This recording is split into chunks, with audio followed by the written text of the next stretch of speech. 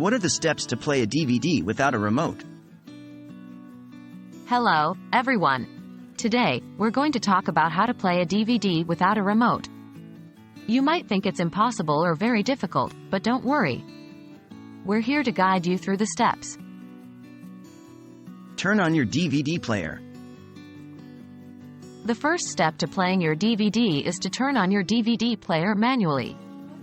Most DVD players have a power button on the front or the side. Simply press this button to turn on your DVD player. The power light usually turns on or changes color to indicate that the player is on. Insert the DVD. Now that your DVD player is on, it's time to insert the DVD. Look for a button on the DVD player labeled Open, Close, or Eject. When you press this button, the disc tray should open. Place your DVD onto the tray, making sure it's properly aligned and secure. Once the DVD is correctly positioned, press the same button again to close the tray.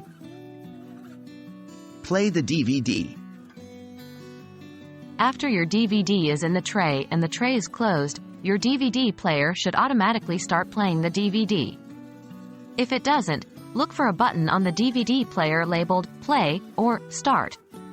Press this button, and your DVD should start playing. If there is no such button, the Enter or OK button could be used instead. Navigate through DVD menus. Some DVDs start with menus that require navigation to start the actual movie or content. If your DVD is one of these, you'll need to navigate the menu manually. Look for buttons labeled Up, Down, Left, Right, Enter, or OK. Use these buttons to move through the menu options.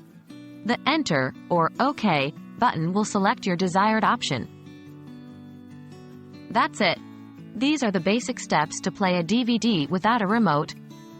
Remember, the labels on your DVD player might vary, but the general process will remain the same. We hope this guide has been helpful and has shown you that it's possible to enjoy your favorite DVDs even if you've lost the remote. Happy watching!